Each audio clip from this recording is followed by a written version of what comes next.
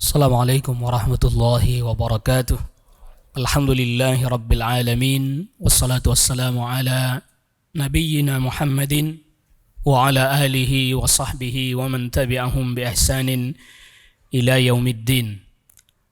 Qala Allah Ta'ala fi kitabihil karim, ya ayyuhalladzina amanu taqullaha haqqa tuqatih wa la tamutunna illa wa antum muslimun.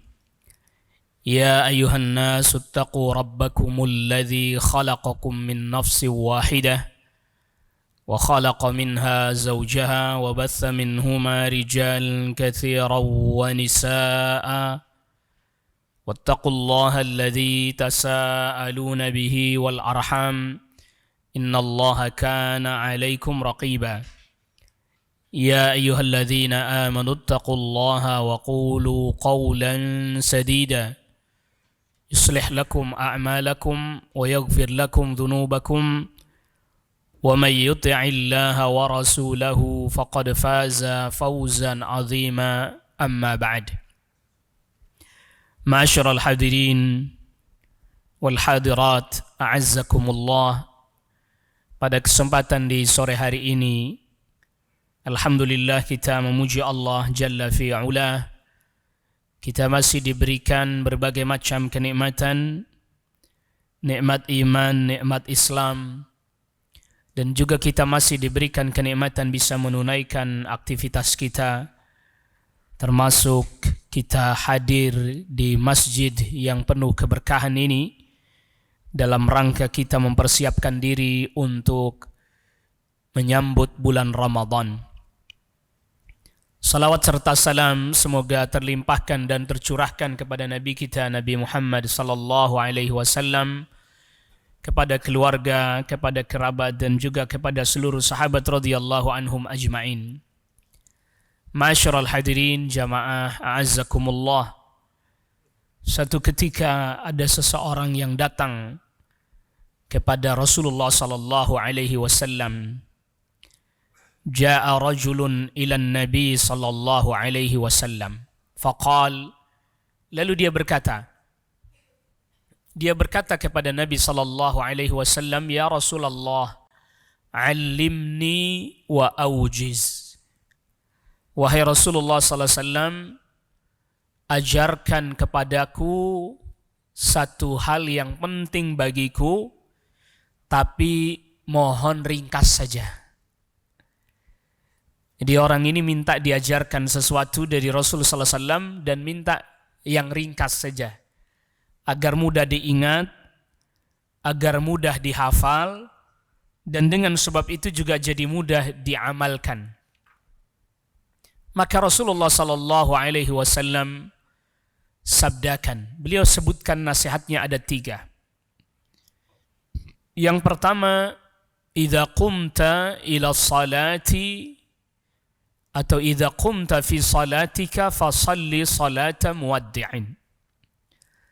Apabila engkau mengerjakan salat, maka salatlah engkau seperti orang yang terakhir kali engkau mengerjakan salat tersebut. Salatlah seperti salat perpisahan yang engkau tidak bisa lagi mengerjakan salat setelahnya. Nasihat ini agar supaya kita selalu bersungguh-sungguh dalam mengerjakan setiap aktivitas kewajiban kita, termasuk Ramadan. Salat seolah-olah kita tidak bisa lagi salat lagi setelah itu. Kita bisa bayangkan bagaimana ketika seseorang misalnya hendak dieksekusi, dihukum mati, lalu kemudian dia masih diberikan kesempatan untuk salat, dan itu salat yang terakhir kali. Kita bisa rasakan bagaimana dia salat sungguh-sungguh, bahkan setiap detik yang dia alami, yang dia lalui di dalam salatnya, pasti dia gunakan sungguh-sungguh. Dia tidak akan sia-siakan sedikit pun. Bahkan berbagai macam doa permintaan pun pastinya dia mohonkan, dia panjatkan kepada Allah Rabbul Alamin. Itulah salatnya muwaddi'. Maka hendaklah ini menjadi ruh bagi kita dalam setiap ibadah yang kita kerjakan. Bahwa apa yang Allah subhanahu wa ta'ala berikan hari ini berupa kesempatan, waktu, itu adalah merupakan pemberian yang berharga dari Allah Rabbul Alamin untuk kita gunakan ibadah kepada Allah Subhanahu wa taala. Al-Imam An-Nawawi rahimahullahu taala menukilkan dari perkataan tabi'in bahwa mereka para tabi'in idza balaghu atau idza balagha ahaduhum 40 sanah, apabila orang-orang dari kalangan tabi'in usianya sudah nyampe 40 aja, tafarragha lil ibadah, udah konsentrasi ibadah. Nah, di bawahnya atau ini dalam kitab Riyadhus Shalihin bab izdiyad minal khair, di bawahnya ditambahkan satu hadis riwayatnya Imam Bukhari, di mana Rasulullah sallallahu alaihi wasallam sabdakan, "Ma a'dzarallahu rajulan akhara ajalahu 60 sanah." Sungguh Allah Subhanahu wa taala telah memberikan begitu banyak peluang uzur bagi orang yang Allah berikan usianya sudah sampai di angka 60. Uzurnya sudah diberi banyak. Artinya bahwa peluangnya dikasih banyak. Kesempatannya sudah diberi banyak oleh Allah Rabbul Alamin. Sehingga dia tidak bisa lagi beralasan nanti aku belum sempat ini, belum sempat itu, belum sempat ini. Tidak bisa lagi. Maka peluang yang Allah berikan bagi orang-orang beriman adalah peluang kesempatan satu untuk terus menambah ketaatan kepada Allah Rabbul Alamin. Kedua, untuk terus bertaubat memohon ampun kepada Allah Rabbul Alamin. Itu makna dari kesempatan yang Allah berikan kepada kita, terlebih lagi Ramadan. Lalu kemudian yang kedua, wasiat yang kedua, Rasulullah sallallahu alaihi wasallam katakan kepada orang tadi, yang pertama tadi, salatlah seperti salatnya orang yang terakhir kali salat. Wasiat yang kedua, Rasulullah sallallahu alaihi wasallam katakan, wala tatakallam ya'tadhiru ilaihi ba'dahu atau fima ba'du. Jangan Anda berbicara dengan satu perkataan yang dimana perkataan itu terpaksa pada saat-saat ke depan harus Anda tarik lagi perkataan tersebut. Maksudnya adalah, hendaklah kita ketika mengatakan sesuatu, menyampaikan sesuatu, betul-betul difikirkan, dipertimbangkan terlebih dahulu. Jangan sampai kemudian kita mengatakan satu perkataan yang lantas kemudian satu saat kita akan tercengang dengan perkataan kita tersebut. Kenapa? Karena kontradiksi. Dahulu kita bilang A, hari ini kita bilang B. Ini bermasalah. Oleh karena itu, perkataan ini sesuatu yang sangat dijaga. Itulah mengapa di antara hal yang mesti diperhatikan ketika dia berpuasa juga adalah dia harus menjaga ini perkataannya. Idza sumta, apabila Anda sedang berpuasa, falyasum sam'uka, maka pendengaranmu juga ikut berpuasa, wa basaruka, penglihatanmu juga ikut berpuasa, wa famuka, dan mulutmu juga ikut puasa. Yang maknanya tidak berbicara kecuali apa yang diridhai oleh Allah Rabbul Alamin. Enggak berbicara kecuali sudah betul-betul direnungkan betul apa yang hendak diucapkan. Dan ini hal penting, makanya Ramadan disibukkan orang dengan zikir, dengan baca Al-Quran. Bahkan sampai di antara para tabi'in seperti Al-Imam Ibn Shihab Az-Zuhri, bulan Ramadan huwa tilawatul Quran. Ramadan itu baca Al-Quran. Artinya dia sibukkan dengan membaca Al-Quran lisannya. Setelah dia mengerjakan zikir-zikir yang muqayyad, yang memang sudah ada aturannya setiap habis salat fardhu dan seterusnya, maka zikir mutlaknya tilawatul Quran, memperbanyak baca Al-Quran. Menyibukkan diri dengan Al-Quran.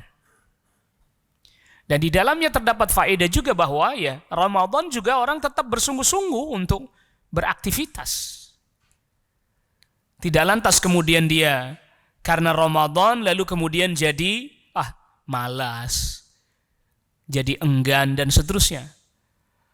Maka sebagaimana yang kita ketahui bahwa salah satu poin penting yang mesti kita sama-sama fahami setelah kita memiliki akidah yang baik, memiliki keyakinan yang benar, kita mesti bersungguh-sungguh, mujahadah, bersungguh-sungguh.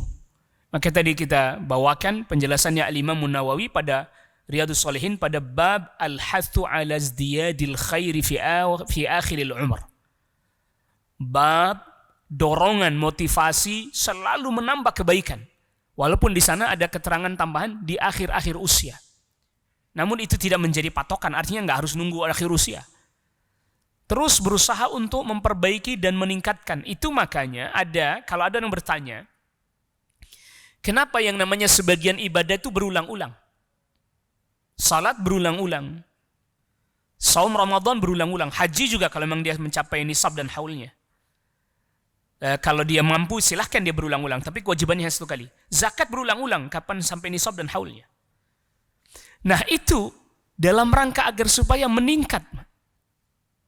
Bertambah kualitasnya. Bukan hanya sekedar mengerjakannya. Semuanya sama. Puasanya sama dari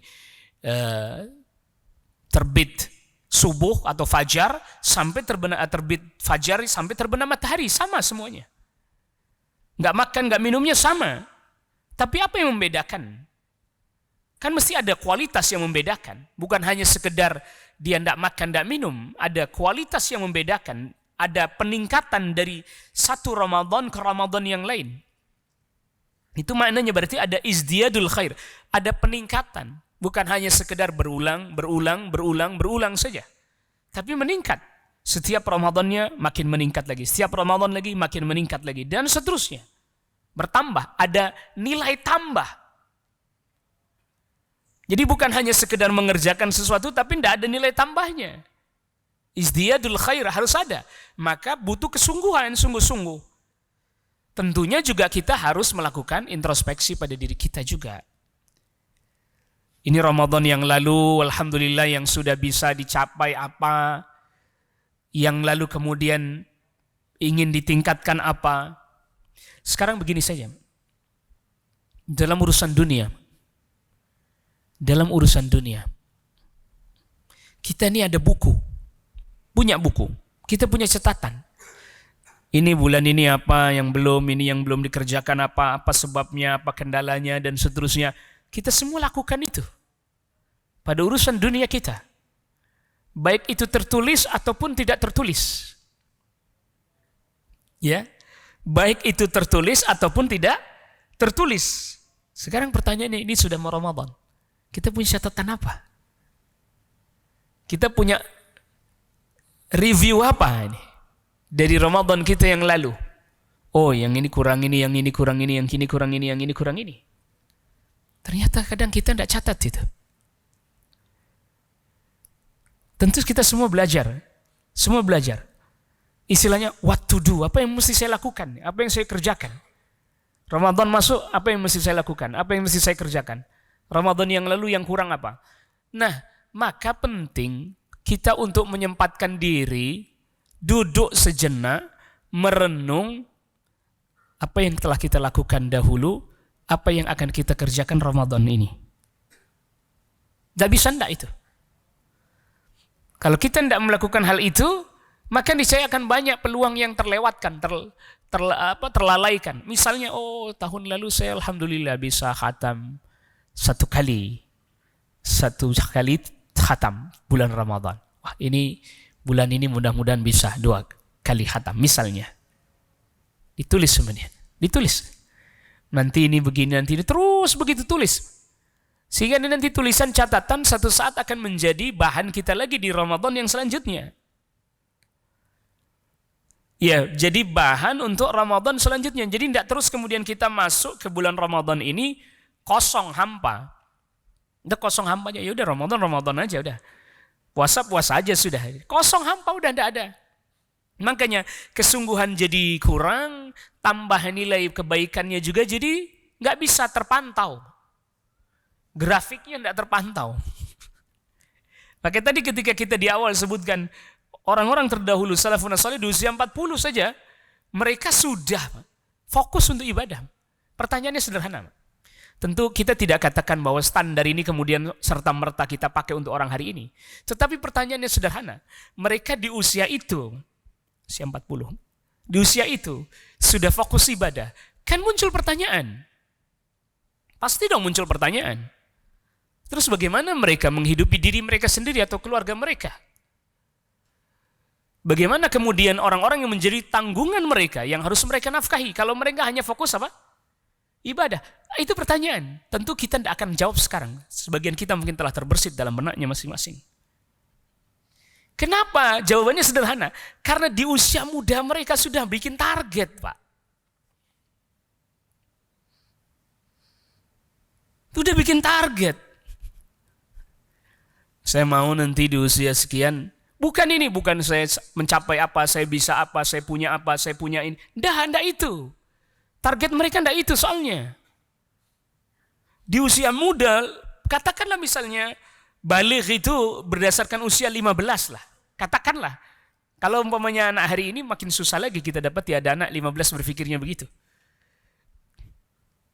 Makin susah lagi kan kita dapati kan. Nanti saya usia sekian begini gitu.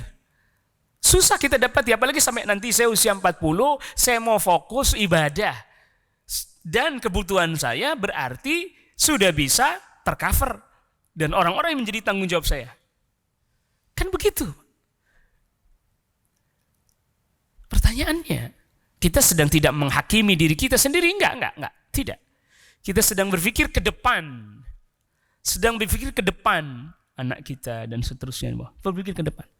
Bagaimana saya mendidik anak saya bisa punya target yang seperti itu. Usia 40 fokus ibadah. Padahal itu biasanya usia 40 lagi nanjak-nanjaknya dah. Dari sisi karir dan seterusnya biasanya lagi nanjaknya. Biasanya. Tapi kebanyakan mereka berhenti. Kenapa?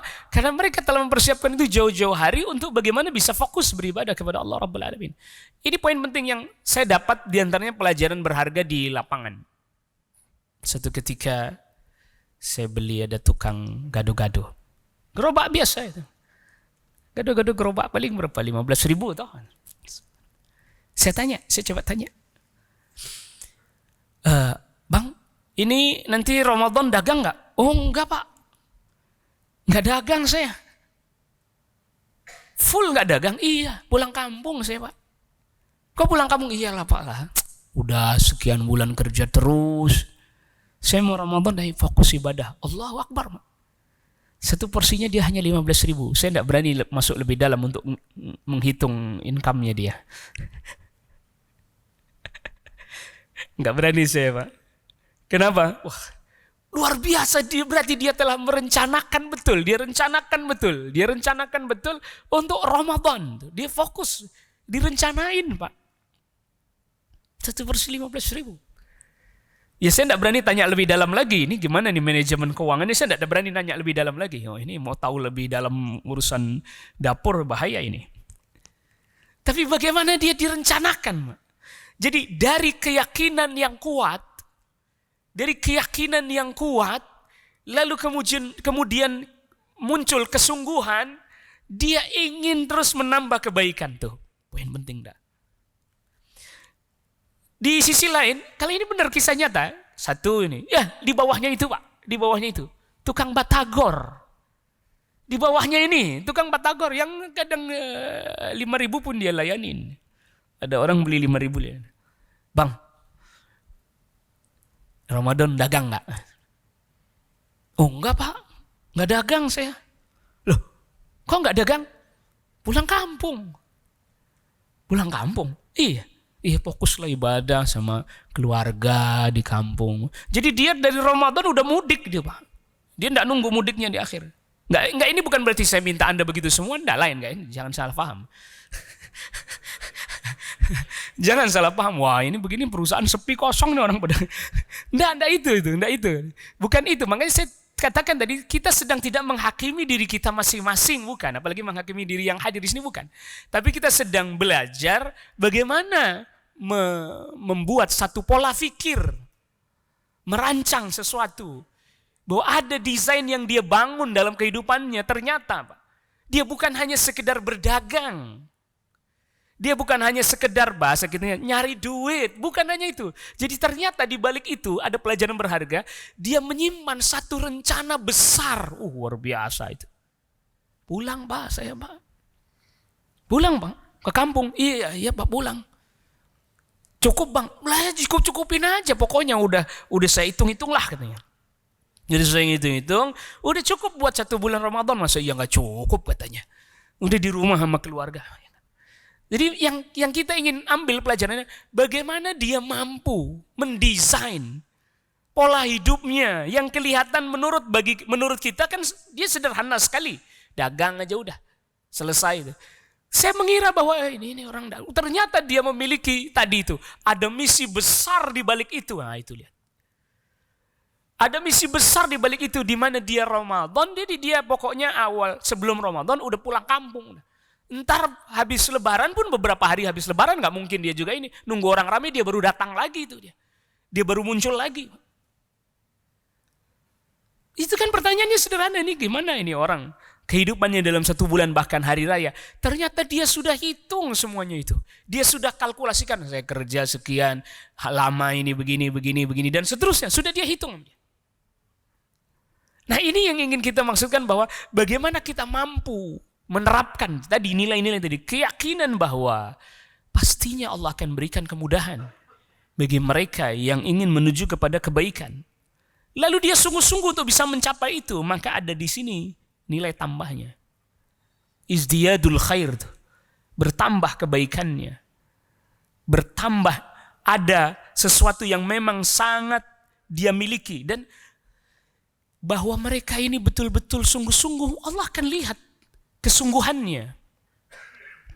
Mereka hamba-hamba Allah yang bersungguh-sungguh, walladzina jahadu fina lanahdiyannahum subulana. Orang-orang yang bersungguh-sungguh bermujahadah di jalan Allah. Apa Allah Subhanahu wa taala sebutkan? Lanahdiyannahum subulana. Kami akan berikan petunjuk kepada berbagai macam jalan-jalan kebaikan menuju kepada Allah Rabbul Alamin. Bukan cuma satu jalan kebaikannya, banyak. Macam-macam. Maka ketika kita bisa melakukan evaluasi terhadap Ramadan kita yang lalu, kita jadi tahu, ini kurangnya di sini, ini kurangnya di sini. Kalau enggak kita. Udahlah yang kayak biasa-biasanya saja. Sehingga Ramadan menjadi seperti kebiasaan bagi sebagian orang. Biasa-biasa aja. Orang enggak ada lagi yang mau dia tambahkan. Dia merasa udah biasa begitu aja udah. Ya habis gimana ya Ramadan begitu aja udah deh. Puasa gitu, tarawih, apa enggak ada nilai-nilai tambah lagi yang mampu dia cari, yang mampu dia gali, yang mampu dia eksplorasi. Bahkan sampai ada tadi perkataannya Al-Imam Ibnu Syihab Az-Zuhri. Pertama, Ramadan tilawatul Quran, baca Al-Quran. Kemudian Ramadan it'amut ta'am, memberikan makanan. Yang sebagaimana kita ketahui Nabi sallallahu alaihi wasallam sabdakan, siapa orang yang memberikan makan, berbuka bagi orang yang berpuasa. Dan itu kan ramai itu kalau Ramadan. Dan ingat, seringkali orang salah paham. Yang memberi makan ketika orang sedang berbuka. Ya kan gitu. Orang dikiranya cuma buat buka doang, Pak. Gitu. Padahal itu apapun bentuknya, mau minuman, mau ini, itu termasuk bagian it'amut ta'am, memberi makanan bagi orang yang berbuka. Nah hadisnya kan begini, man fattara sa'iman, siapa orang yang memberikan berbuka bagi orang yang berpuasa, kana lahu ka ajri siyami, dia mendapatkan seperti pahala puasa hari itu. Walaupun dia sendiri puasa dapat pahalanya, dia kasih makan juga dia dapat pahalanya. Pertanyaannya, Pak, pertanyaannya sederhana. Ini orang ngasih makannya banyaknya di waktu sedang orang berbuka. Sahur termasuk dalam hadis ini enggak? Hadis kan pertanyaan tuh. Sahur masuk enggak ke dalam hadis ini? Orang sahur tuh lagi berbuka enggak, Pak? Masih berbuka atau sudah puasa dia? Masih berbuka, Anda kasih makan. Berarti sama dong. Kasih sahur juga. Kan siapa orang yang memberikan berbuka bagi orang berpuasa? Iya, betul. Nah, Termasuk dia lagi kan berbuka, waktu berbuka artinya waktu sedang tidak berpuasa dari terbenam matahari sampai nanti terbit subuh lagi kan. Berarti sepanjang itu termasuk waktu dia sahur, masuk waktu berbuka enggak? Nah, itu.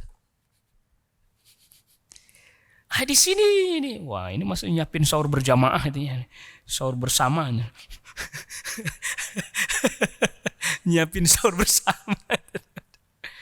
Nggak, artinya bahwa itu bagian daripada yang disebutkan di dalam hadis ini juga ya. Itu bagian yang disebutkan dalam hadis ini juga. Nah, kenapa sih orang seperti itu? Itu sebenarnya kan maknanya kita mau berbagi. Ketika kita lagi tidak puasa misalnya. Kita sedang nggak berpuasa nih. Lalu kemudian kita kan dapat makanan, alhamdulillah. Lalu pas Ramadan kita puasa, bukan karena nggak bisa kita mendapatkan makanan, bisa, tapi memang kita taat kan kepada Allah Rabbul Alamin. Allah perintahkan nggak makan dulu, nggak minum dulu dari mulai terbitnya fajar sampai terbenamnya matahari, kita taat, kita ikut. Sampai kemudian waktunya berbuka. Jadi kalau kita ini laparnya karena kita taat kepada Allah Rabbul Alamin. Ada sebagian orang laparnya memang udah biasa susah nggak dapat makanan. Karena ada dua kondisi yang berbeda. Kita nih laparnya memang kita paksain, Pak. Dalam tanda kutip kita paksakan karena kita tunduk kepada Allah Rabbul Alamin, kita paksain itu. Tapi ada orang yang memang dia lapar memang nggak dapat makanan. Jadi sudah sehari-hari dia seperti itu. Mau puasa, mau tidak puasa, dia nggak dapatkan makanan atau sulit dia mendapatkan makanan untuk dirinya sendiri. Nah maka kenapa kemudian dianjurkan? Ketika orang satu dia sedang anggota tubuhnya, anggota badannya istirahat. Puasa itu istirahat dia. Istirahat. Maka Rasul perintahkan jiwanya, batinnya juga istirahat. Maksudnya istirahat itu dia banyak berzikir, banyak beribadah dan seterusnya. Bukan berarti tidak bekerja, ini enggak. Enggak ini. Lalu kemudian, karena dengan begitu makin memperkuat justru, makin memperkuat batinnya. Memperkuat batinnya, memperkuat mentalnya. Lalu kemudian dia lengkapi dengan berbagi. Dia perkuat batinnya, jiwanya, baca Al-Quran, berzikir. Lalu kemudian ditambah dengan dia berbagi. Perhatikan ya. Tahapannya, urutannya. Siapa orang yang bersungguh-sungguh untuk bisa meraih hal tersebut di Ramadan, maka itu akan tambah pada dirinya berbagai macam kebaikan. Izdiyad minal khair, tumbuh kebaikan-kebaikan, akan mendapatkan hikmah yang besar yang belum bisa dia temukan di Ramadan yang lalu. Ini yang namanya izdiyadul minal khair, menambah kebaikan. Maka oleh karenanya, ketika kita sedang dalam keadaan berpuasa, Allah berikan kepada kita berbagai macam keutamaan. Karena tadi dia sedang menjaga fisiknya, batinnya, dia pun berusaha untuk berbagi, doa-doanya dikabulkan oleh Allah Rabbul Alamin. Da'watus shaim, di antara doa orang-orang yang doanya diperkenankan dikabulkan oleh Allah Rabbul Alamin adalah da'watus shaim, doanya orang yang sedang berpuasa. Allah berikan kepada hamba yang dalam keadaan seperti tadi itu keutamaan yang luar biasa. Keutamaan yang begitu besar. Makanya lisan kita ditahan, kita juga tidak berbicara apa yang bertentangan dengan syariat. Kita jadikan ibadah puasa di bulan Ramadan ini menjadi seolah-olah ini yang terakhir bagi kita. Sungguh-sungguh. Atau bahasa lainnya ada pol-polan, habis-habiskan kemampuan kita di sini. Semampu kita. Yang ketiga, Rasulullah SAW berpesan, wa ajmi'il ya'sa bima fi aidin nas. Kalau kita terjemahkan letterlek hadisnya, kumpulkanlah pada dirimu, pada hatimu berputus asa dari apa yang ada pada tangan manusia. Itu terjemah letterlek, ngikutin itu. Artinya apa? Jangan kita menjadi orang yang selalu berharap-harap apa yang ada dan dimiliki oleh orang lain. Dalam perkara urusan dunia. Dalam perkara urusan dunia. Oh, si fulan sudah begini, sudah begitu. Bukan berarti dia tidak boleh meningkat. Namun bedanya di sini, dia hanya menjadi orang yang berangan-angan untuk meraih. Atau apa yang ada di tangan manusia, di tangan orang dikasihkan ke dia. Tanpa dia menempuh sebab-sebabnya. Kita tidak diajarkan untuk begitu. Hanya berangan-angan tapi tidak berbuat, tapi tidak beramal dan seterusnya. Ya kata itu, kita jangan lantas kemudian mengandalkan manusia, andalkan. Atau bahasa sederhana itu, jangan mengandalkan manusia. Kita berupaya semampu kita untuk tetap bisa melakukan banyak hal yang kita bisa kerjakan dengan apa yang kita miliki, dengan apa yang kita punya, walaupun sedikit. Walaupun sedikit. Jadi dalam hal ini tidak dilihat banyak sedikit ya, karena memang soal masalah itu tentu Allah berikan berbeda-beda. Tapi Allah subhanahu wa ta'ala melihat bagaimana dia upayanya, sungguh-sungguh apa enggak. Benar-benar apa enggak, sungguh-sungguh atau tidak. Berupaya apa tidak. Jangan mengandalkan manusia. Jadi menjadi poin penting nih. Artinya mengandalkan di sini, dia mengandalkan kehidupannya, dia gantungkan kepada manusia. Atau dia berangan-angan apa yang ada pada orang lain dimiliki pada dirinya tanpa dia menempuh sebab-sebabnya. Ini tidak diperbolehkan. Di Rasulullah SAW mengajarkan kepada orang ini agar kalau ibadah itu maksimal, optimal. Kedua, agar orang itu jaga lisannya. Betul-betul diperhatikan lisan. Al-Imam Al-Hasan Al-Basri, seorang ulama dari kalangan tabi'in, mengatakan lisanul mu'min wara'a qalbihi. Lisannya orang mukmin di belakang hatinya. Artinya dia merenung dulu baru dia bicara. Walisanul munafiqi amama qalbihi. Lisannya orang munafik di depan hatinya. Maksudnya apa? Ngomong dulu urusan belakangan. Yang penting bicara aja dulu, urusan belakangan. Waliyadzubillah. Nasallallahu alaihi. Lalu kemudian yang ketiga, jangan mengandalkan manusia. Bukan berarti tidak boleh minta tolong lain ini. Iya, bukan berarti tidak boleh minta tolong lain ini, jangan disalahfahami. Tetapi hendaklah kita berupaya terus memenuhi apa yang menjadi keperluan dan kebutuhan kita dengan berbagai macam bentuknya, dengan kemampuan yang kita miliki. Kemampuan yang kita bisa. Yang dengan itu kita jadi mampu mengukur. Bisa naker. Oh, ini Ramadan. Dan Ramadan itu, kalau tadi kita renungkan Ramadan itu bulan puasa, ya Alhamdulillah bulan puasa. Berbuka, iya betul. Tapi kan berarti mestinya kalau pakai hitung-hitungan sederhana, sahur ada, berbuka ada. Berarti siang kan enggak ada kan? Wah ini berarti bisa ini nih. Kosnya bisa berkurang. Tapi ternyata malah terkadang apa? Wah naik ini. Karena ternyata mungkin di jamak takhir Pak.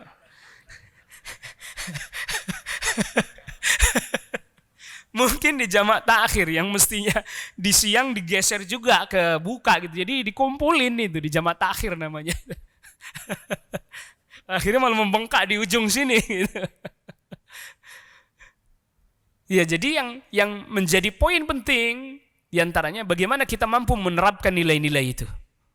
Nilai-nilai tadi yang kita pelajari selama ini di tempat kita, di masjid kita ini.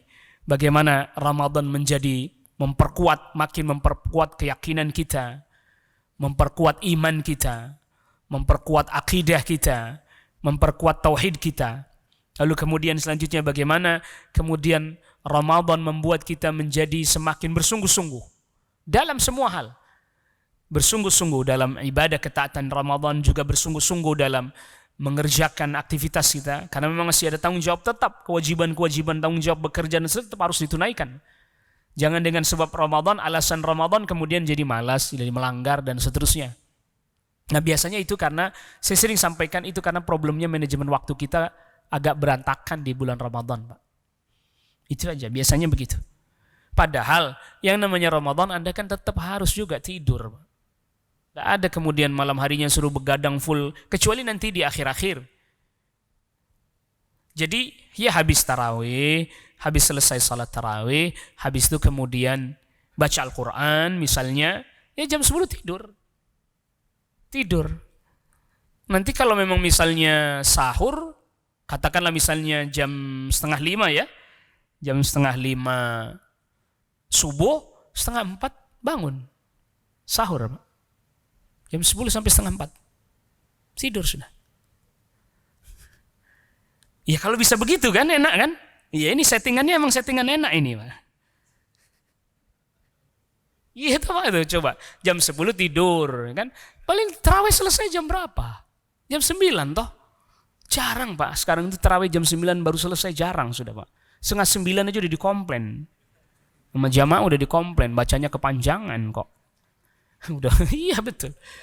Iya batuk-batuk. Apalagi kalau yang di masjid saya juga ada itu jadwal di beberapa masjid. Kalau yang ada, ternyata ada Pak, yang di sebagian korporat juga ada, dia bikin acara setiap pekan buka bersama, ada kajian buka bersama terus tarawih. Itu mesti dipesan itu saya. Jam 8 selesai. Wah, tuh. Udah gimana ini sholat itu jam 8 kudu selesai ini. Ini bacanya yang pendek-pendek aja jadinya. Jadi senang juga orang yang di belakang, senang juga. Jam 8 kan berarti selesai. Berarti masih ada spare waktu kalau dihitung di jam 10 tidur, jam 9-nya masih ada spare waktu bisa baca Al-Quran dan seterusnya. Kecuali kita memang gagal nih menerapkan ini, kecuali kita gagal, kita akhirnya sibuk ngapain. Nah ini yang kemudian jadi waktu tidur kita jadi berkurang. Cuman memang ini kalau ini problem internal. Problem eksternalnya adalah ini kalau di masjid di lingkungan kita toaknya tidak mati-mati, itu problem itu Pak. Itu problem aja ada pokoknya. Jadi kalau bisa, ya kan ada orang tuh Pak habis tarawih tadarus masih pakai toak keluar Pak. Sampai jam 11 Pak. Ya Allah ya Allah. Itu dia mati jam 11 mati misalnya. Jam 2 udah nyala lagi itu Pak. Enggak, ini kenyataan. Kalau saya memang kalau di lingkungan saya coba hubungin Pak RT, Pak RW, misalnya ada masjid yang seperti itu di lingkungan kita sampaikan, Pak RT tolong beritahukan. 3:30 lah, 3:30 ke 3:30 kan masih 1 jam, masih jauh. Kenapa jam 2 orang dibangunin Pak? Ya kan jam 2 orang dibangunin, 4:30 ke 4:30, katakanlah subuh 4:30, seperti sekarang ini. Oh ini pakai rekaman Pak. Ada yang pakai rekaman orangnya mau tidur gitu. Jadi jam 2 lo ngapain lo jam 2, 3:30 ke 4:30 itu masih 1 jam Pak. Masa kita sahur sampai 1 jam tidak cukup, waktu jeda 1 jam untuk sahur tidak cukup. Ya jadi gitu. Jadi yang sekarang yang rentan tuh seringkali di malam hari. Alhamdulillah di lingkungan kami sudah sampaikan ke Pak RT, Pak RW. Ditambah lagi memang, nah ini juga penting untuk kita pahami. Di sebagian tempat tinggal kita, atau mungkin bahkan kebanyakan, kan nggak semuanya orang Islam Pak. Ini penting nih untuk difahami nih. Nggak semuanya orang Islam, mereka juga punya hak untuk istirahat. Punya hak untuk istirahat. Jadi benar sebenarnya dahulu ini sudah lama sebenarnya. DMI, Dewan Masjid sebenarnya sudah, mungkin sekarang perlu disosialisasikan lagi, meregulasi tentang penggunaan speaker luar. Sudah ada Pak, jauh sebelum yang rame-rame beberapa waktu lalu. Sudah. Jadi yang keluar suara azan lah misalnya. Sudah, habis itu sudah selesai. Suara iqamah cukup di dalam masjid, kan yang iqamah untuk yang di dalam masjid ini. Atau oke lah misalnya dikasih iqamah keluar. Udah habis itu dia matikan. Kalau tahu suara yang imami di dalam masjid, kan itu untuk yang salat di dalam masjid. Ini kan enggak semua keluar, apalagi kalau udah Ramadan tuh semua suara di luar semua itu. Bener itu. Saya pernah sampai ditinggal di satu lingkungan itu jam 2, bener jam 2. Itu anak-anak lagi, anak-anak. Makanya kadang kita ini agak di bidang pendidikan ini Pak. Agak dilematis. Ramadan diliburin, pada tawuran. Maklum Pak, area Tanjung Priok Pak. Kalau sini mungkin Anda kaget. Oh nggak ada Pak Ustaz. Ya coba Anda kesana lah. Diliburin tawuran Pak. Plus tadi itu, kalau yang nggak ikut tawuran ya ke musola itu. Teriak-teriak itu. Kadang bawa galon maknya itu. Bawa ke musola. dung dung dung dung dan seterusnya. Wah ini kita kan bicaranya ini kepada kadang orang di lingkungan RT RW juga, wah gimana lagi Pak? Ya matiin Pak, jangan Pak, dikunci nggak apa-apa. Musola masih dikunci nggak apa-apa sih. Habis tadarus kunci sih. Nanti 3:30 baru dibuka lagi, marbotnya aja yang boleh bicara suara itu. Kalau mau itu. Jadi sebenarnya solusinya sudah ada sebenarnya. Solusinya itu azan awal. Itu solusi sebenarnya, cuman kan sosialisasinya ekstra ini. Karena unik orang kita itu Pak. Coba-coba aja Anda azan, misalnya 3:30 tuh Anda azan, pasti digeruduk warga deh. Wah pada datang. Gimana Anda ini? Belum subuh udah azan tuh. Muadzinnya jawabnya begitu Pak. Habis saya azan waktunya Anda pada nggak datang sih. Gitu. Iya, gitu. Saya adzan 4:30 pada nggak datang, dan saya adzan 3:30 pada datang. Datang bukan mau sholat, mau komplain doang, Pak. Tapi memang harus disosialisasikan. Artinya sebelum menerapkan hal itu, disosialisasikan. Kalau nggak jadi rame nantinya. Disosialisasikan bahwa 3:30 itu adzan memang untuk bangunin orang sahur. Kalau tidak Ramadan, yang bangunin orang untuk sholat malam. Sehingga ada jeda persiapan dia untuk menuju waktu apa? Subuh. Jadi kalau bangunnya pas adzan subuh kan dia lama, mau ada ke belakang dulu dan seterusnya. Jadi memang yang seperti ini mesti harus didiskusikan, terlebih lagi dengan lingkungan, wilayah. Jadi saya coba diskusikan juga dengan wilayah Pak RT, Pak RW. Kalau toh belum bisa seperti itu, setidaknya janganlah jam 2 itu bunyi, saya bilang. Jam 2 Pak, lah jam 2 orang bangun, kebangun tuh. Kebangun dia. Lah kebangun akhirnya dia berpikir karena udah diteriakin sahur sore, sahur aja sekalian deh. Sahur kan dia jam 2 Pak, sahur jam 2. Mindo itu mah. Kalau kata orang Betawi mindo itu bukan sahur itu. Jam 2. Habis makan jam 2. Apa yang terjadi Pak? Ngantuk. Udah ini bahaya ini. Kritis ini, bahaya. Dia tidurnya subuh udah potensi lewat. Bablas itu. Nah, makanya ada poin penting yang mesti kita ingat, bahwa walaupun dalam keadaan kita puasa, Ramadan dan seterusnya, tetap kan kita harus menjaga hak-hak orang lain juga kan. Termasuk tadi, bukan cuman yang Muslim saja yang dijaga haknya, yang selain kaum muslimin juga dijaga haknya, mereka perlu istirahat dan seterusnya, tetap dijaga haknya. Bagaimana kita berpuasa, tapi kemudian kita mengabaikan hak orang lain. Nah ini bahaya ini. Bahaya. Sedangkan kita lagi puasa kan mestinya tidak boleh melakukan hal itu. Enggak puasa aja kita enggak boleh begitu. Dia mengabaikan hak tetangganya, berisik dan seterusnya. Dan perlu kita ingat, tidak ada yang namanya syiar itu dengan cara seperti itu, tidak ada. Enggak boleh. Makanya sampai tadi ayat tentang saum, sampai ayat 187, itu kan saum. Pinjam coba ayat 188-nya. Wala ta'kulu amwalakum bainakum bil batil wa tudlu biha ila al hukami li ta'kulu fariqan min amwalin nasi bil itsmi wa antum ta'lamun. Jangan kalian memakan harta di antara kalian dengan cara yang batil. Artinya bahwa ini ada satu makna, bahwa ketika orang itu berpuasa, dia menjaga hubungan yang baik antara dirinya dengan Rabbnya Jalla fi'ula. Jangan juga dia sampai kemudian merampas hak orang lain. Memakan harta orang lain dengan cara yang batil. Merampas hak orang lain. Bahkan sebelum itu, sebelum ayat tentang puasa kan ayat tentang kisos. Ayat tentang kisos. Nggak boleh juga sembarangan menumpahkan harta dan seterusnya.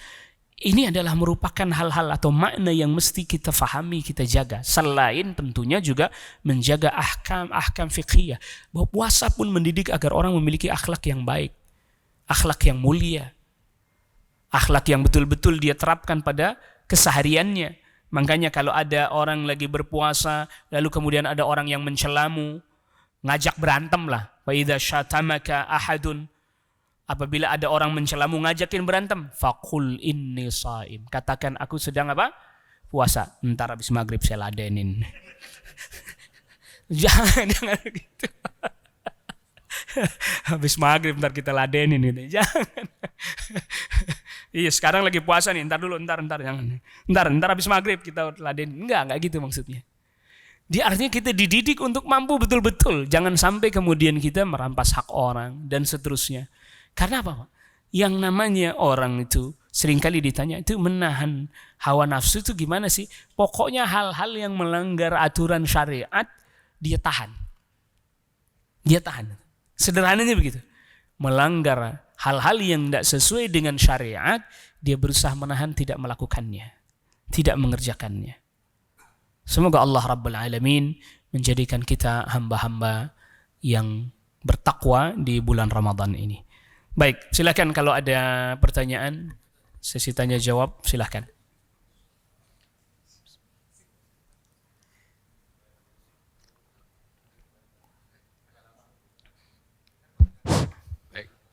Assalamualaikum warahmatullahi wabarakatuh. Waalaikumsalam warahmatullahi Saya perlu wabarakatuh. fatwa Ustaz ini.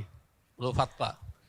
Kalau saya mau berbagi Ustaz, kan biasanya kan yang kita bilang THR ya. Berarti afdolnya sebetulnya harusnya bukan THR Ustaz ya, tapi tunjangan Ramadan ya. Karena kalau bicara value kan lebih bervalue ya. Iya, iya. Betul Ustaz ya? Benar nggak Ustaz? Makasih Ustaz. Baik ya. Jadi ini pertanyaannya biar makin terang benderang gitu, Bang. Ini karena berbagi di bulan Ramadan mestinya tunjangan bulan Ramadan ya. Bukan tunjangan apa? Hari raya. Karena yang utama kan Ramadan berbaginya gitu. Ya jadi begini. Kalau bicara tentang masalah itu THR itu tidak masuk ke dalam mustalahat syar'iyah, Pak. Iya, iya maksudnya gini, ya kalau memang bicara syariah begitu, pas Ramadan lah orang apa? Diberi ya betul. Itu tidak keliru. Cuman memang THR ini tidak masuk ke dalam kamus istilah syar'i. Sehingga kemudian dia menjadi satu istilah yang tersendiri khas buat orang Indonesia. Istilah khusus. Tapi memang betul, mestinya ya. Nah, nanti kalau yang hari raya kan ada di support melalui zakatul fitr ya. Zakatul fitr, makanya fungsinya zakatul fitr, zakat fitrah, kita kenal dengan zakat fitrah, itu memang konsumtif, Pak. Itu memang konsumtif. Bukan bicara produktivitas, bukan. Jadi zakat fitr itu memang makan. Maka Rasul sabdakan, aghnuhum an tawafi hadzal yaum. Cukupi orang-orang fakir itu jangan sampai minta-minta untuk mereka makan di hari raya ini. Jadi memang fungsinya zakatul fitr itu makan, konsumtif memang. Bukan berpikir jauh. Nah kalau yang jangka panjang zakat mal. Itu jangka panjang. Begitu makanya kalau tadi karena berhubung THR ini tidak masuk ke dalam istilah syar'i gitu ya. Jadi kan istilahnya istilah yang memang disepakati oleh masyarakat Indonesia saja. Namun betul kalau ditanyakan, ya mestinya di Ramadan agar orang bisa kemudian dia berbahagia dengan puasa dan seterusnya. Karena sama-sama berbagi tadi, man fattara shaiman. Ya itu.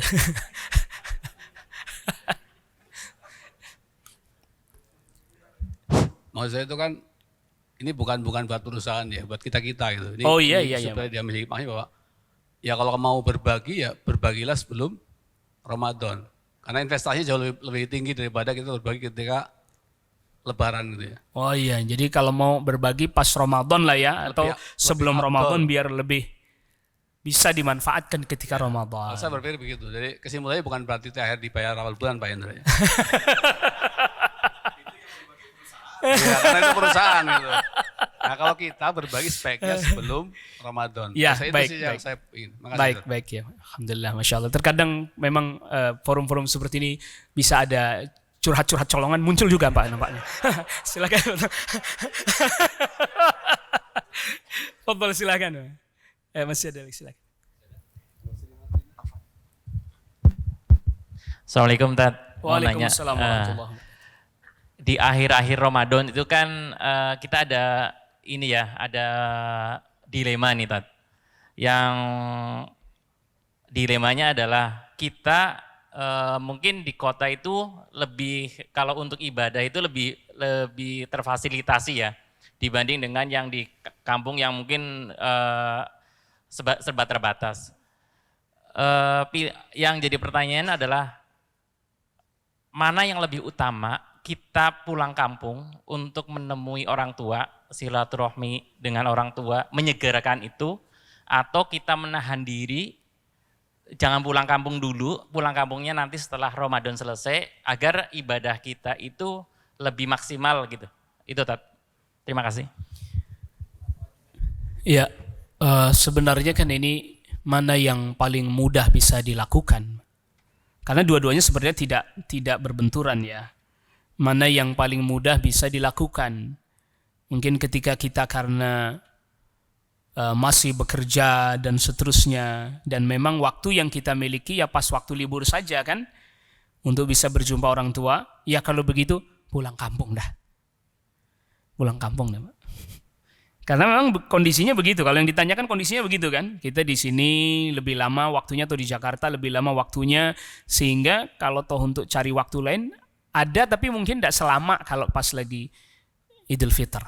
Sehingga kemudian akhirnya Idul Fitr pulang kampung, jadi tidak menyelesaikan ibadahnya di Ramadan dan seterusnya, artinya ibadah yang sunnahnya seperti itikaf dan seterusnya. Tapi kalau memang ternyata tidak ada waktu, kecuali memang waktu tersebut, sulit juga orang cari waktu bisa bertemu dengan keluarga, apalagi misalnya orang tua pengen ketemu cucunya dan seterusnya, kalau gitu udah pulang kampung. Niatkan beribadah, berjumpa dengan orang tua, berbakti kepada orang tua, wallahu a'lam.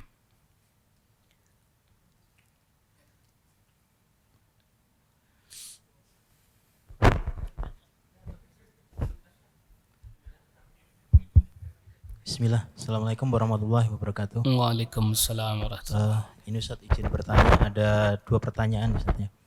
Yang pertama terkait Ramadan Ustadz. Ramadan itu kan bulan Quran ya, bagaimana keutamaan membaca Al-Quran gitu. Tapi di sisi lain terkadang kita sebagai mungkin banyak masjid gitu ya Pak Ustadz, agak dilema apakah mengadakan kegiatan kajian atau memberikan kesempatan untuk mungkin misalnya di kantor gitu. Misalnya di kantor di sini habis duhur itu apakah baiknya selama Ramadan itu kajian atau memberi kesempatan untuk membaca Al-Quran gitu ya. Sebenarnya yang lebih afdol itu yang mana Ustaz?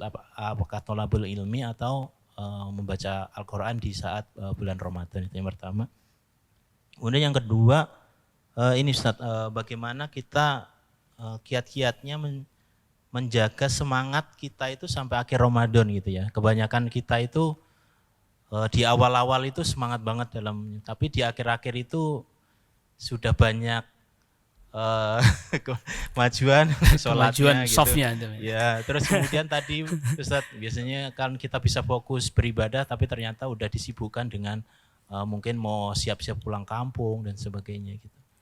2 itu aja Ustaz. Jazakallahu khair. Assalamualaikum ya, warahmatullahi baik. Jadi yang pertama tentang masalah apakah membaca Al-Quran ataupun kajiannya. Nah, jadi perlu kita ketahui bahwa memang Ramadan secara spesifik adalah bulan di mana orang sangat dianjurkan untuk membaca Al-Quran. Karena memang bulan Al-Quran kan, syahrul Ramadan alladzi unzila fihi Al-Quran. Bulan Ramadan, bulan diturunkan Al-Quran. Sebenarnya bicara tentang masalah kajian dan seterusnya tidak ada benturan, Pak. Cuman mungkin di satu tempat, seperti misal di kantor kita ini dengan kondisi tertentu yang memang tidak bisa mengumpulkan banyak hal, artinya mengumpulkan banyak hal, maka bisa dipilih yang paling prioritas. Misalnya baca Al-Quran dulu. Nanti bisa di hari-hari yang lain kajian. Karena begini ya, karena pada dasarnya seperti di Masjidil Haram, di Masjidil Haram itu kajian tetap ada. Ba'da tarawih kajian, karena memang orangnya juga semangat. Jadi enggak terhalang dia nanti baca Al-Quran, ada yang kajian tidak terhalang. Tetapi di tempat kita kan tadi ada hal-hal yang membatasi kita ya. Misalnya kalau memang misalnya di sebagian ma'ahad ya, dia kajian tetap ada, misalnya sore menjelang berbuka. Tapi kajiannya malah isinya tentang tafsir Al-Quran. Itu sampai tahun depan dilanjutin lagi tuh. Tidak terputus.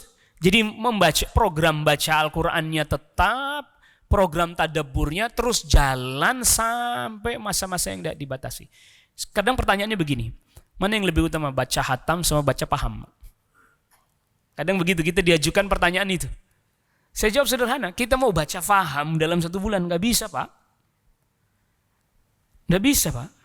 Kenapa? Lu segitu banyaknya mau langsung difahami. Maka ma la yudraku kullu la yutraku kullu. Yang nggak bisa dikejar semuanya, jangan ditinggalin juga seluruhnya. Khatam. Khatam, usahakan untuk khatam. Adapun untuk memahami Al-Quran kan waktunya butuh lama. Ya, waktunya butuh apa? Butuh lama, ndak bisa 1 bulan. Makanya tadi kajian tuh, untuk kajian kan supaya kita membuat kita jadi semakin paham terhadap apa yang kita baca. Itu butuh waktu yang lama, Pak. Dan panjang. Ya, wallahu a'lam. Yang kedua tentang masalah tadi, ya di awal-awal, makanya di awal Ramadan itu, kalau kita perhatikan tidak ada Rasul sallallahu alaihi wasallam sampai sepanjang malam, itu tidak ada.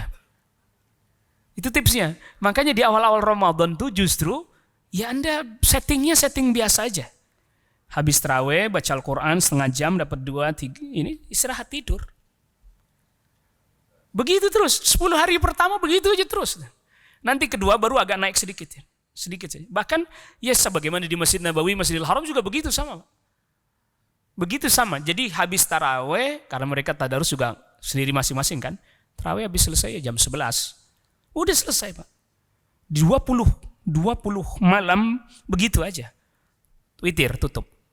Baru nanti 10 malam terakhir baru nanti ada qiyamul lailnya. Jam 11 enggak ditutup witir, nanti jam 1 ada qiyamul lail yang 11 rakaat. Jadi jangan terus kemudian digeber nih. Malam Ramadan pertama begadang. Buat apa juga? Toh libur kan? Biasanya Ramadan pertama kan libur kan? Ini ngapain juga ini begadang? Ini istirahat aja, tidur aja. Ntar bangun sahur gitu. Jangan digeber. Karena kadang kalau kita tuh semangatnya udah dihabisin di depan, pas giliran di belakang udah mulai kendor nih. Nah, makanya yang di awal-awal settingnya biasa dulu. Nanti kalau sudah mulai di akhir baru kemudian tuh. Wallahu a'lam.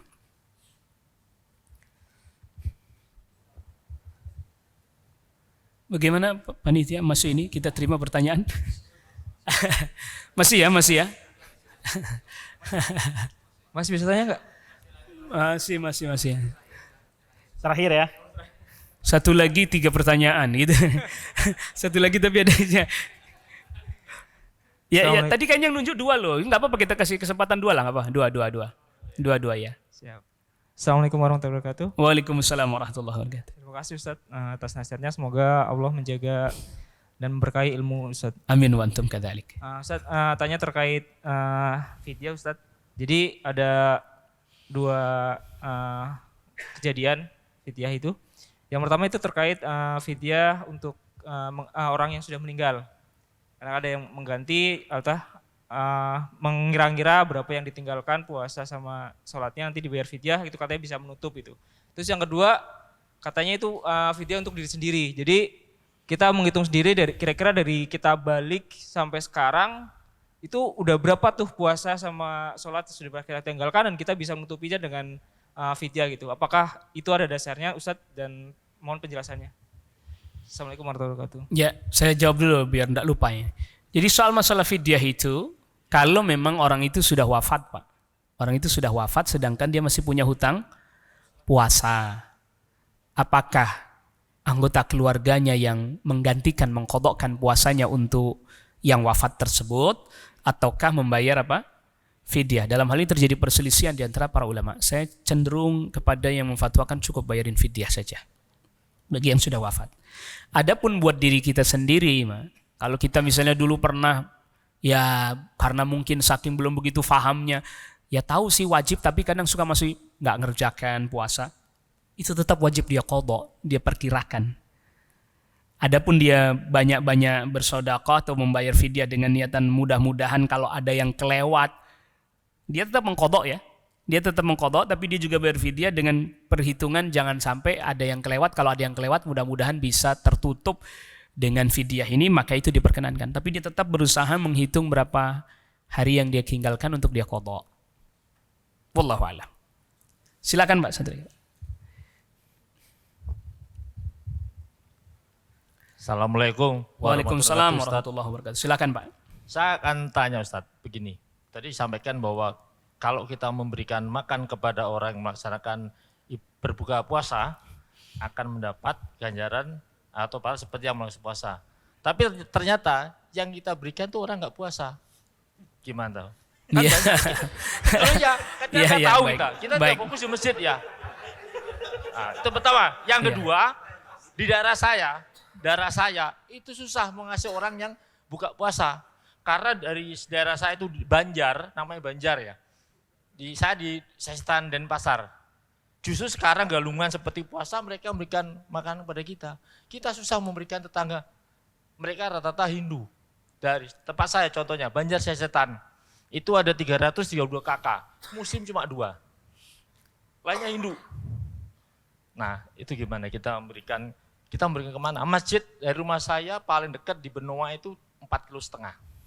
Dan itu pun sudah banyak makanan. Makasih Ustaz. Baik, yang pertama bahwa sedekah seperti tadi memberikan makan orang berbuka puasa, kita kan tetap berhusnudzon ya, kalau dia orang muslim ya dia puasa dan seterusnya.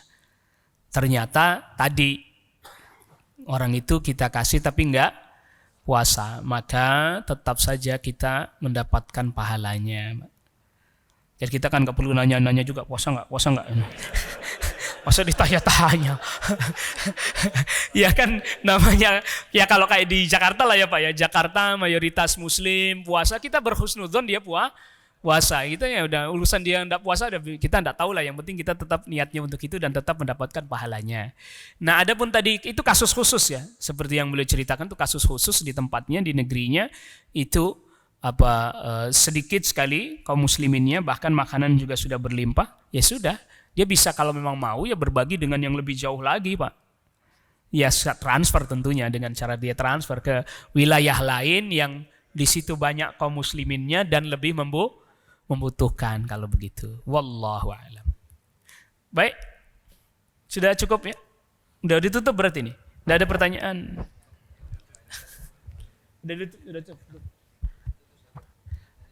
Yang ada Ustadz bertanya, jamaah menjawab, dapat hadiah Ustadz. 3 pertanyaan. Masya Allah, 3 pertanyaan. Baik, pertanyaan yang pertama, sebutkan nasihatnya Rasulullah SAW kepada orang yang datang tanya tadi.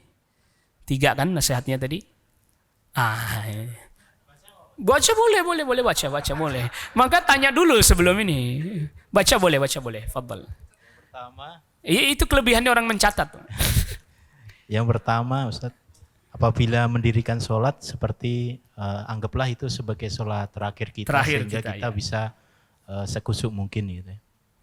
Kemudian yang kedua, jangan berbicara yang berangan-angan gitu, tidak sesuai dengan kenyataan, jadi nanti menyesal di belakang gitu. Iya, misal di belakang. Kalau bicara jangan sampai nanti nyesal di belakang.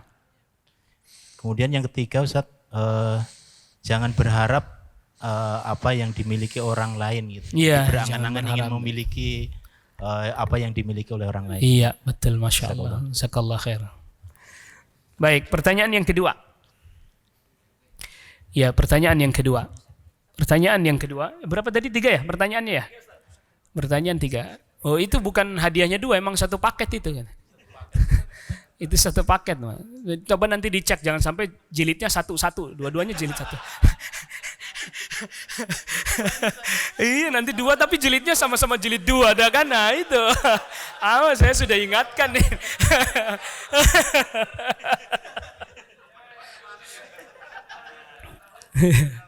Sama-sama jilid. Ya, ada perkataan atau kebiasaan dari orang-orang terdahulu salaf, para tabi'in. Mereka biasanya fokus untuk beribadah di usia. Enggak, tunjuk tangan dulu baru jawab, udah langsung dijawab. Iya, jadi kenapa gini Pak, pertanyaannya sederhana. Itu belum sempat saya jelasin kalau yang itu. Kalau yang ini belum sempat saya jelasin. Jadi kenapa usia 40? Ini belum sempat saya jelasin. Jadi kalau dia bisa jawab itu berarti betul berhak dapat hadiah dia. Fadhal, silakan. Kenapa 40? Ini rasa-rasanya ini. Baik Pak Ustaz. Karena usia 40 itu adalah usia tingkat kematangan. Bagaimana Rasulullah mengemban kenabian itu pada usia 40. Dianggap 40 itu memang usia yang memang sudah matang untuk hal tersebut Pak Ustaz. Tingkat kematangan Pak Ustaz. Nah, ya. Kasih hadiah itu, Pak. Udah kasih hadiah pokoknya. Pokoknya diberi hadiah sudah, Pak. Walaupun hari ini, Pak, hari ini itu kadang kan usia ada dua, ada usia mental, ada usia kronologis, Pak. Kadang usia kronologisnya 40 tapi usia mentalnya belum, ada itu, Pak. Belum, enggak lari, jadi usia mental tuh kadang enggak mengikuti. Ada lagi yang usia kronologis di bawah masih, usia mental sudah matang. Usia mental sudah matang. Nah, ini penting untuk jadi pertimbangan buat kita juga dalam. Makanya 40 itu dianggap betul, dianggap dia sudah matang. Walaupun terkadang ada juga yang belum, tapi standarnya memang semestinya di usia itu sudah matang. Baik, selanjutnya di antara adab-adab kita berpuasa, kita ketika kita berpuasa nggak makan nggak minum, hendaknya juga menjaga. Ini silakan. Menjaga perasaan orang lain. Ini susah ini jaga perasaan orang lain. Bisa diulang, Pak? Ustadz. boleh silakan. Menjaga hak orang lain. Hak orang lain. Kemudian menjaga ya situasi orang lain yang di luar agama kita. Salah satunya seperti itu. Ya, diantaranya itu. Ya, kita kasih hadiah aja sudah, Pak. Pokoknya kasih hadiahnya. Jadi tentunya menjadi poin penting buat kita bahwa puasa juga mengajarkan bahwa kita bukan hanya sekedar menjaga hubungan yang baik dengan Allah Rabbul Alamin, tapi juga menjaga hubungan baik dengan sekeliling kita. Nah, saya jadi teringat dengan pertanyaan beliau tadi yang pertama. Jadi ya kalau bisa, Pak, kalau bisa untuk hari raya segala macam, untuk keluarga kita sendiri nih, THR-nya duluan aja, Pak. Jadi udah disiapin gitu, baju segala macam, ntar udah disiapin semuanya. Jadi kita ntar akhir Ramadan nggak bingung-bingung. Pas anaknya ini, nih udah ada nih. Artinya apa? Kita kan membahagiakan orang yang ada di sekeliling kita dengan berpuasa dikasih buka kan itu. Maka keluarga lebih utama dan prioritas untuk kita bahagiakan. Wallahu ta'ala ala wa alam. Ini yang bisa saya sampaikan pada pertemuan kita di kesempatan sore hari ini. Terima kasih atas perhatiannya dan mohon maaf atas segala kekurangan. Wassallallahu ala nabiyina Muhammadin wa alihi wa sahbihi wa sallam tasliman katsira. Assalamualaikum warahmatullahi wabarakatuh.